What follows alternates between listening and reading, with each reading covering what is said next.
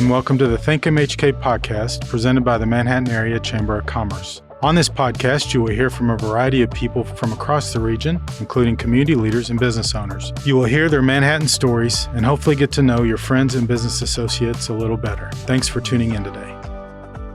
Our guest today is one of our newest economic development partners, Shanna Goodman, who is the we still say new executive director for Pottawatomie County Economic Development, and has been doing this now for about how long? I think I just hit 6 months. Okay, so just past your 6 months. Yep, it's been fast and furious. So welcome to the Think MHK podcast. Thank you. So just real quick, we always like to ask people their personal history when they come sit down with us. And so maybe talk a little bit about your history and where you're from and how you ended up in Wamego and Pottawatomie County.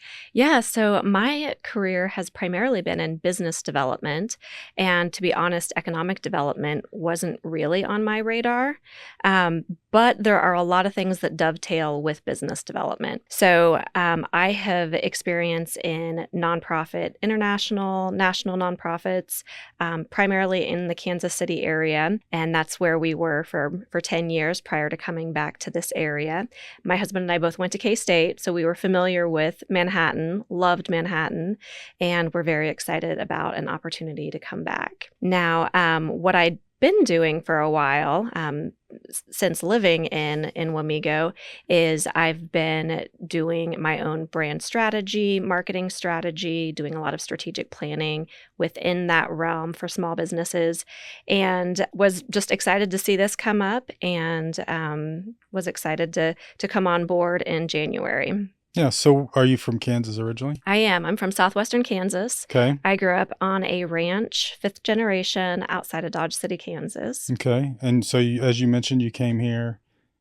Came here for K-State. Yeah. Did you meet your husband at college then? I did. I was in college. He was not. Ah, okay. All right. He's 5 years older than me, so he had already graduated.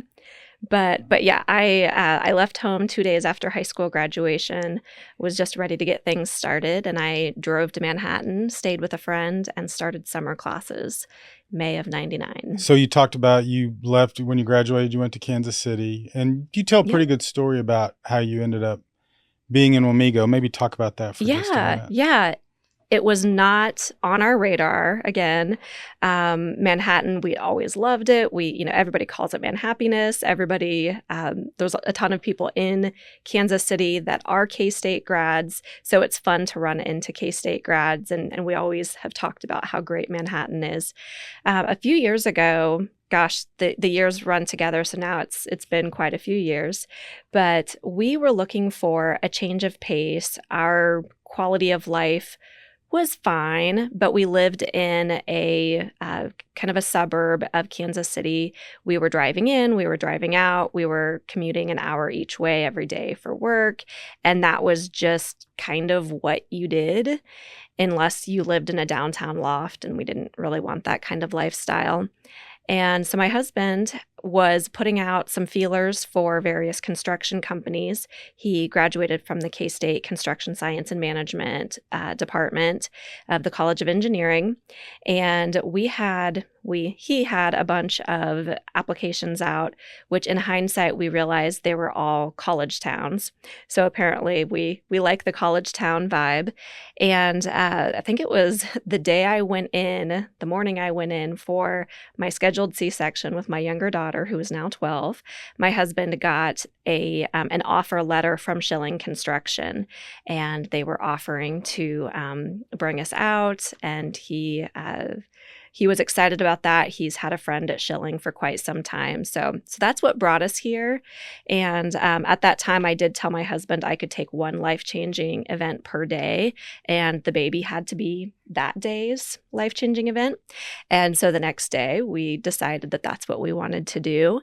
And he took the job, and we ended up here. We assumed we'd be in the Manhattan area, and ended up actually in Wamego, staying with friends, and fell in love with Wamego and decided that that's where we wanted to be. So did you know Jack Austin when you were in? I did not. The former director for Pot County Economic Development. So Jack retired, and the board decided to do what amounted to a nationwide search, hired a consultant. How did you find out about it, and what made you decide to apply for that job? So about a year ago, well, actually about 2 years ago, I was deciding I wanted to do something a little bit different with my business. I had been working one-on-one with small business owners for a very long time, and I loved it, but I kind of felt like I was solving some of the same problems over and over. And so about 2 years ago, I decided to put my expertise, kind of my framework, kind of all the things that I'd been working through with clients into some resources so that I could capture them and do something else because I was ready for something new. So about a year ago, I had finished that process. I put my expertise into an online program, an online course, but also several books. I wrote Home Pros Marketing Made Simple, Pro Organizer Marketing Made Simple, and Cleaning Business Marketing Made Simple. I'm sure you can see a theme. It's all very small business oriented, service-based small business.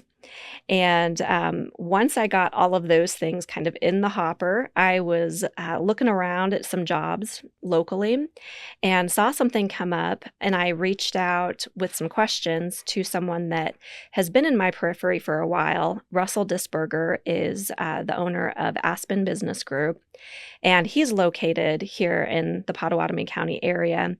And I saw a job posting for someone that I knew that he'd worked with before. So I reached out and said, hey, what do you think? Would you recommend this company, et cetera? You know what I do. I'm looking to do something different. He responded and told me what he thought, and also said, hey, I just got hired to help the steering committee for Pottawatomie County Economic Development. They're looking for a new executive director. Is that something that you'd consider? And to be honest, if he hadn't mentioned it, I don't know that it would have occurred to me to seek out that and apply for it. So that's what got it on my radar. I've known Russell Disberger for many years. Being in kind of that business development and coaching space, we'd kind of run in some of the same circles. And so him being involved with that kind of gave me just gave me the idea, of course, to look into it. And it was a long-ish process. It felt like it took a while because, of course, like you said, they were doing a national search. They had some very specific things they were looking for in that process. But I was excited to get an offer and get started in January. Through that process, because all those processes are like that, having gone through a few myself, and they are unique, and everyone's different, but they're more public than you might expect. Sure. You have a lot of people that you're interviewing with. So anytime during that process, did you go, yeah, this isn't what I want to do? I mean, obviously you didn't, but was there some doubt, I guess, through that process? Or was it like, nope, I think this is it? I was very upfront on each conversation on what I had to offer, what my experience was, what my expertise was, because what I didn't want to happen was to get into a situation where I couldn't be successful or that I just wouldn't be successful. So I think every time that they called me back, I think I was a little surprised, like, okay, well, I guess they're interested in who I am, what I have to offer. So I think each time it was a little bit of a surprise, like, oh, they're calling me back.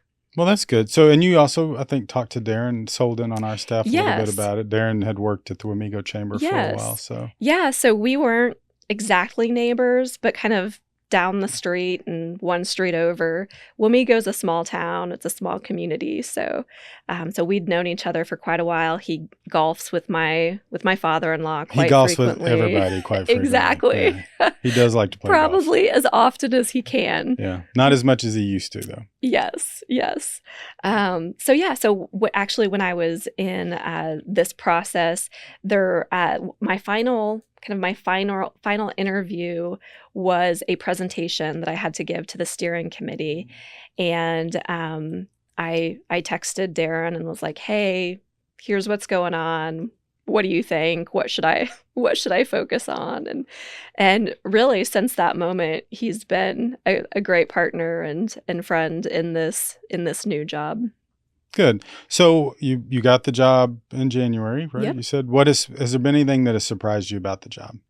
I think the thing that surprised me the first month or two was that it was so much fun. I knew that it was going to be important work. I hadn't really thought about it being fun, mostly because I didn't really think about all the different people I would be working with. We are a staff of two, but with all of the various partners that we have in the community, it never feels like it's just, my assistant director and I. We're out in the community a lot. And the fun thing about having lived in this area for now almost 12 years is that I go to the Wamego Chamber of Commerce meetings and I see a handful of friends. I go to a Manhattan Chamber of Commerce meeting and I see a couple of friends. Really, everywhere we go, we see friends, and that makes it a lot of fun. Obviously, the first 6 months has had a few challenges, and Yes. you and I have talked about how those are things that just don't happen to people, right? So Sure. usually 6 months in any part of their career, much less their first 6 months.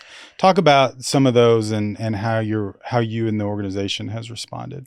Yeah, so I think it was within the first 6 weeks or 4 to 6 weeks, we had a large scale tornado take place in Westmoreland that wiped out, I think it was at the end of it, about 32 homes, which is huge for a tiny community like Westmoreland. And then, of course, in June, we heard the news about Caterpillar deciding to close their facility next year. And those are very big things. To be honest, I don't know that I thought that I would be handling such big things so immediately. But what it's given me the opportunity to do is really, rather than, like coast and slowly enter the water, I just had to jump into the pool because there was no other option. And those relationships that started very early on are ones that I've continued to call on based on what else has been going on. So Mike with Flint Hills Regional Council is someone that I talk to frequently. I talk with Darren, with you. All of those things have been very valuable. And even, getting in front of people and legislators kind of with the Westmoreland tornado has allowed me to be able to go back and just kind of check in as these other big things have happened.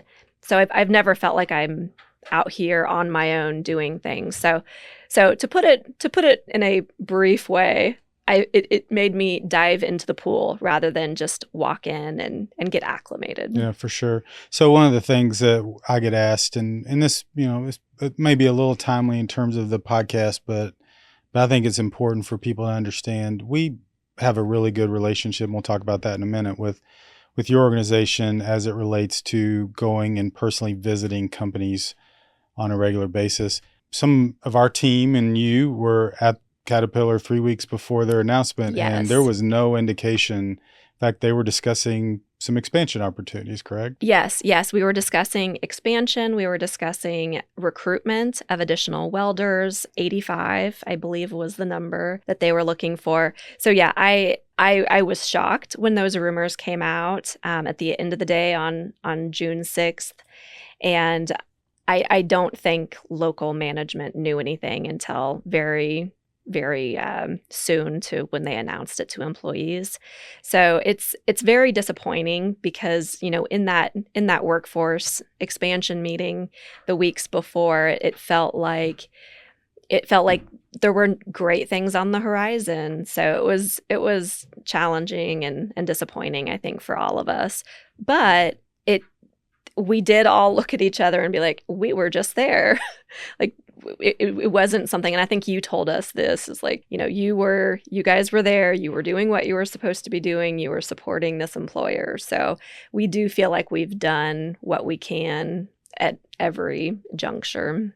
I have a lot of people who have asked me in the 25 plus years I've been in this business about getting into it. And I said, you have to have a very specific personality because you have to there's a lot of highs and there are a lot of lows, and you have to stay, I guess, relatively even through those as you can. But as I visited with you and your board and Darren, and this is clearly one of those examples where you do everything right and it doesn't matter. Mm-hmm. And there's always time to look at when you have situations, and whether you lose a project to somebody or you get a company that closes down, and kind of go through the what ifs and what could we have done differently. And that postmortem. Absolutely. But with all the support the state and the city and the county and the region gave to Caterpillar, and we could sit here and probably go just a whole hour on that. Yeah.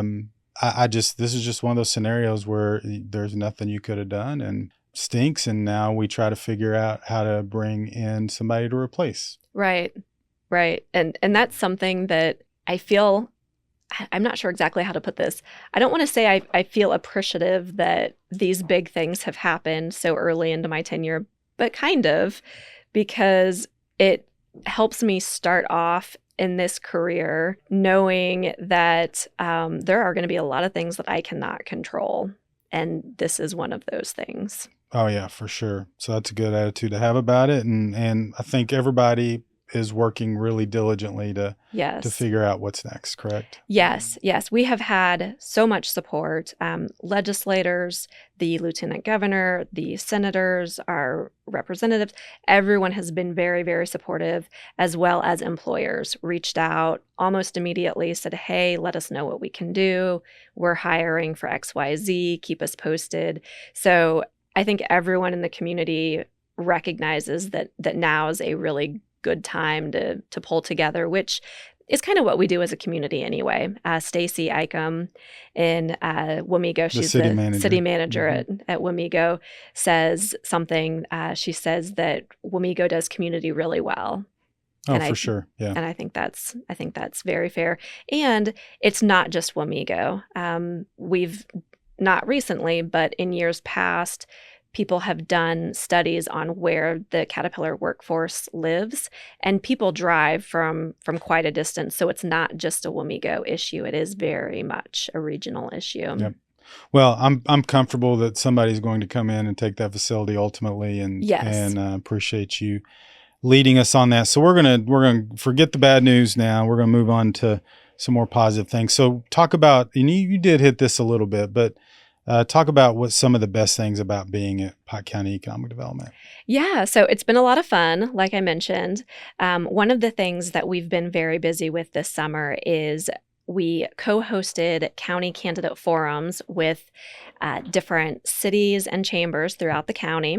We will have at least 3, maybe 4 new county commissioners this fall, which is kind of unprecedented in this area, I think. And that gives us the opportunity to go out to all of these different cities and be able to educate and inform the public on their options for county commissioners, and then just be able to give the candidates the platform to be able to say who they are, what they have to offer, their vision for Pottawatomie County, all of those things. And the way the district works is it's currently 3 county commissioners. There will be 5, and all but 1 will be different, I guess. And District 1, Dee McKee, will continue to be a county commissioner. And that's been a lot of fun because it might have been, in a different year, I might have gone to Onega once or twice here and there, or, to Westmoreland once or twice, or St. Mary's here and there. But this gave us a very concentrated, focused set of events to strive for. And so that's been a lot of fun, getting out in the community and co-hosting those. I think we did 5 evening events in the span of 5 or 6 weeks. So it was a lot, but we got to meet a lot of people. I think we had a total of 372 people total attending the events, which is pretty good. That's for a rural community. For sure. Yeah. Yeah. Congratulations on that. Thank you. So we have a formal relationship between the organizations through the Greater Manhattan Economic Partnership, which has been in existence now for about 6 years. Because it started, I think, the year before I got here. How does the relationship between Manhattan and Pottawatomie County Economic Development make both organizations better? Something that we hear a lot when we are talking with whether it's site selection consultants or with groups like the biomanufacturing group that came through last week, something that continuously comes up is when we ask, how can we as a community present ourselves in a way that helps you make decisions? Over and over again, we hear, promote yourself as a region. Tell us as a region, what you have to offer. And that's something that we hear consistently. It makes no sense for our individual groups and organizations to be out there running at different things, trying to accomplish something. Like I mentioned earlier, we're a staff of 2. Pot County Economic Development Corporation is a staff of 2. But with all of the different partnerships that we have, it feels like much more. And we're able to make much more impact and create a lot more value because of those relationships. And specifically, the Greater Manhattan Economic Partnership is great because it gives us access to your wealth of knowledge, Darren's expertise and experience, and just all of the assets that you all have to offer. We're able to kind of piggyback and share ideas and that sort of thing. And, you get phone calls probably that Pottawatomie County or, the city of Wamego would never get. And so us being able to partner on those projects and really promote ourselves as a region, I think helps us stand out and stand apart from other areas that are trying to get the same kinds of employers in the region. I agree. And, something tangible for people that may be listening and wondering about why we do this and what benefits, particularly it benefits us for a variety of reasons, but we're kind of focused on you all today. We are members of Team Kansas, yes. And we are able to join because we joined together. We're able to join at a higher level than either one of us would otherwise. Yep. And if we weren't together, you guys probably wouldn't be members and we would be a smaller member. But because we're a larger member, we get to go to more events. And because we get to go to more events, those get shared between the staff people because no one wants to have to go to 6 to 8 events a year on their own. Yes. So you were able to very early in the process, because I know I didn't get to do these kind of things early in my career. You were able to join Team Kansas on a trip to Phoenix, where the lieutenant governor was, and who you had not met, and you were able to spend some time with lieutenant governor. Actually, pre-news about Caterpillar, talking about Caterpillar and what the things were going on, and all of a sudden, you have his cell phone number, and you get to know him, so that now when something happens, and you already have a built-in relationship with him, and he's leading the state's effort to help with the transition at Caterpillar, and you're leading the local effort. You would have not known each other previously had it not been for that relationship. No way. No way. So that's a tangible thing that I think that some people don't think about, is just the access to events, people, activities that otherwise you might not get a chance to, and those pay dividends. They really do. And this was a very visible, very, very quick turnaround on just the things that I had experienced. In April, I went to this. Was that when it was? April? I don't remember. It was in Phoenix. I don't remember. It was in it's Phoenix. A blur. Yeah. And he asked me a question about Caterpillar and their welding lab at MATC. And I was very upfront. I'm like, I am brand new. I don't know the answer to that question, but I will find out. And so, we already had a direct line, direct communication about Caterpillar and really what we're doing in this region, and being able to call upon those resources and influence. It makes your organization, it makes my organization just so much more visible on the the state scene, on the national scene, than we would.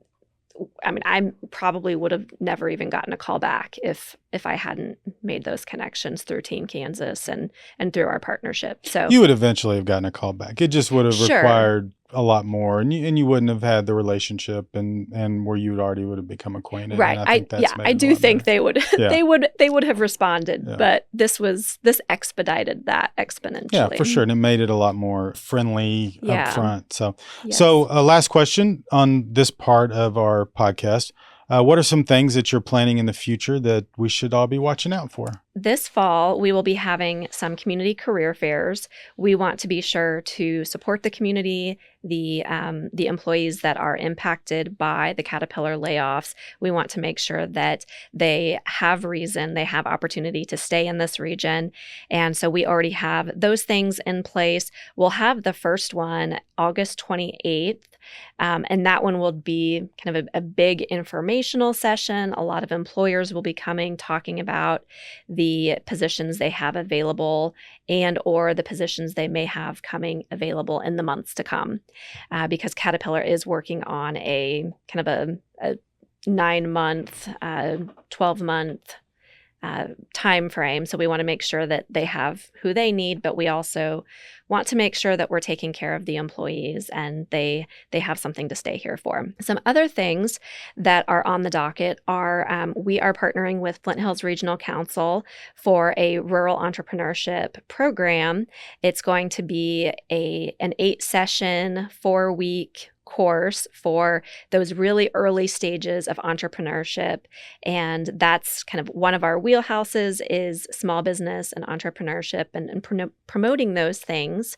And so around October sometime, we will be having those, and then maybe again in the spring. So keep an eye out for those things. If you haven't, check out ecodevo.com. That I tip my hat to whoever purchased that domain 20 years ago because it's just so easy to say. Mm-hmm. Yeah. But that was very forward thinking of whoever that was. But it's kind of like we have Manhattan.org, which is right. It's very shocking based on all the things Manhattan, New York. But, Exactly. So yeah, ecodevo.com. We've always got tons of new posts and resources, and you can also subscribe there to get our community updates. And if you're an investor, you get investor-only newsletters that talks about employers and just all of those kind of investor level topics. All right. Well, those would be things that we'll look forward to reading about further. Now we're going to learn a little more about you. So we go to the rapid fire section of our podcast. I'm ready. We make almost all of our guests go through. So we'll pick 10 questions and just try to, we don't put a timer on you, but just try to answer them as fast as you can. Okay. And hopefully through this process, we'll learn a little more about you. If you could only watch one movie or television show for the rest of your life, what would it be? Modern Family. Describe your perfect day. That's a tough one, but it probably has to be April 25th because it's not too hot, it's not too cold, and all you need is a light jacket. I got it. Remind me what that's from. That's from something. Miss Congeniality. Miss Congeniality. That's right. I knew that was from something. So that's a clever answer. So, and that's actually 3 days before my birthday. So that is perfect. Yeah, there you go. Even better. If you could go back in time for a day, what day would you go to? I'm not sure about the specific day, but probably something historical with Queen Elizabeth II. What was your first job? I waited tables all through high school. I was 14 when I started. It was at a little cafe, diner, steakhouse kind of thing in Ford, Kansas. Okay. So hometown. Yep. Okay. Yep. Where everybody knew you and you just, yep. Yeah. Who inspires you the most and why? Probably my kids because they have a really... Are you just saying that because they're sitting there behind us? Yeah. I brought them today. They're job shadowing me. Mm-hmm. Okay. Probably my kids because they have a way of looking at things that are fresh and just kind of outside the norm. My kids are that way too. That's not always good, but that's okay. Sometimes it's really good. Yeah. All right. Where is the coolest, and by coolest, Shanna, we mean the most fun, hip place, not I don't want to hear some Antarctica. What is the coolest place you've traveled? Okay. For our 15th wedding anniversary, we went to Scotland and Ireland. And the last night that we stayed in Ireland, I'm not going to be able to say the name of the town, but there was this Folly Castle. Do you know what a Folly Castle is? I do not know what a Folly Castle is. It was built in the 1800s. It's basically a fake castle. It's a singular tower, but it's like one room on each level, and you go up a winding staircase, and it was, like I said, built in the 1800s, and they'd renovated it, and it was an Airbnb. It was amazing. I got to pretend like I was living in a castle for just a little bit. So you stayed in it? Yep. Oh, okay. That was our Airbnb. All right. And the top level was a library. Like there were these it was a circular room. Mm-hmm. So all the bookcases were circular and leather couches, and I just felt like that was where I was born to be. All right. Well, that is a cool place. So now are you going to Ireland for the K-State game? I am not. Oh, okay. There's I still should. time. You can chamber sponsoring a trip. You could go with the chamber. I do want to go back to Ireland. Yeah. What is the one thing that instantly makes your day better? Coffee. That is an answer we hear more than a few times. I bet. Aside from necessities, and you can't say coffee again, what is one thing you could not go a day without? Books or reading. Okay. What is the one question you wish people would ask you more? What do you like to do for fun? I heard someone say, a handful of years ago, that at parties or when you're meeting someone new for the first time, instead of asking, like, what do you do? That it's far more interesting, and you'll just get a different response if you ask what they like to do for fun. So I started incorporating that. I got it. What do you like to do for fun? Read. All right. Drink coffee. Drink wine. Coffee and read. In my castle. In your castle. And come up with smart aleck answers to podcast questions. What advice would you give the 19-year-old Shanna? Probably to take some time to have some fun. My husband tells me about his college days, and they sounded really fun. And I was just so focused. And so, me too. I was on a timeline. I needed to get in and get out. I was paying my own way. So I felt like the clock was ticking. And so I was very intense about it. And if I could tell myself, I would probably tell myself to have a little bit of fun. That's probably good advice for some people. Now, there's other people that maybe they don't need that advice. So my husband would have not needed that advice. I got you.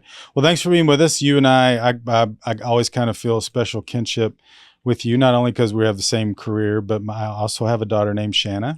That's right. And so we, when I hear people mispronounce your name all the time, I cringe a little bit. Do you correct them? Normally you correct them, but normally it's on calls that you're on. Yes, that's true. That's true. So I feel your pain on that. Yes, but Shanna like Hannah. Shanna like Hannah. That's what she says too. But we appreciate you coming on the Think MHK podcast, and we've appreciated getting to know you over the last 6 months, and look forward to how things are going to go in the future. Thank you so much. It's been so much fun to be here. Thanks for listening to this episode of Think MHK, a podcast produced by the Manhattan Area Chamber of Commerce. If you enjoyed the Think MHK podcast, we'd love for you to subscribe and share it out on your social media channels. Feel free to reach out to us on Facebook, Twitter, or Instagram at the Manhattan Area Chamber of Commerce.